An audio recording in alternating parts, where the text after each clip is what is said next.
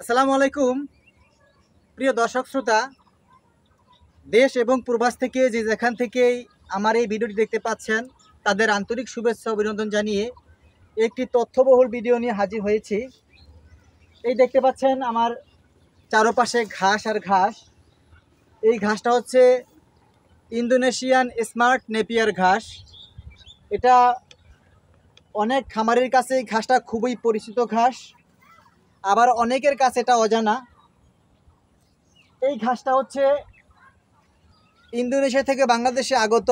সেই সময় থেকেই বাংলাদেশে এটা সবচেয়ে ভালো ফলন হচ্ছে, বাম্পার ফলন হচ্ছে।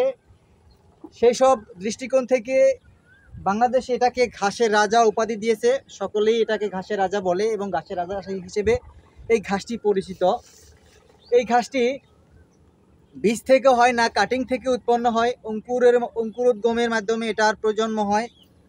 আপনার শুধুমাত্র একটা কাটিং, আপনি 4 থেকে 5 গিটের একটা কাটিং রোপণ করবেন, সেই 4 থেকে 5 গিটের কাটিং থেকেই আপনি এই ঘাসটার ফলন পাওয়া শুরু হবে। আপনার কমপক্ষে 5 বছর পর্যন্ত ওই কাটিং থেকে আপনি ফলন পাবেন।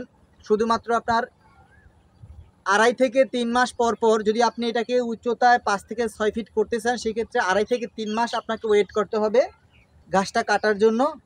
আপনি যতবারই ঘাসটা কাটবেন, ঘাসটা ততবারই কিন্তু এটা বৃদ্ধি হবে।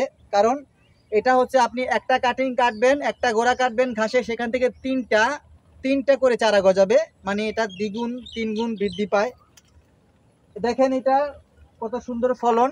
আরেকটা সুবিধা হচ্ছে এই ঘাসটি আপনার রোপণ করবেন একেবারেই মাটি থেকে শুরু করে সমস্ত কাণ্ড জুড়ে পাতা থাকে। আপনাদের আমি প্র্যাকটিক্যাল দেখাবো এটার কেমন গাছটা দেখতে।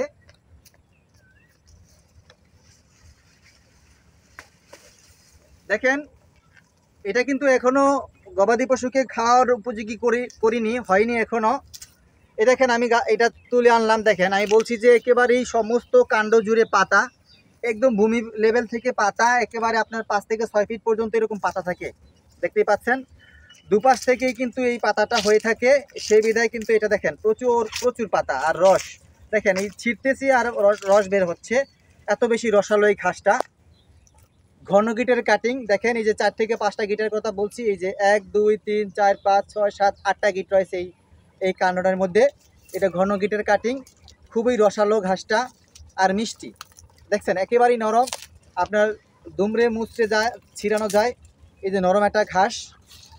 আর এই ঘাসটার আপনার রয়েছে 22 থেকে 25% প্রোটিন, ভিটামিনের পরিমাণও রয়েছে এই ঘাসটা।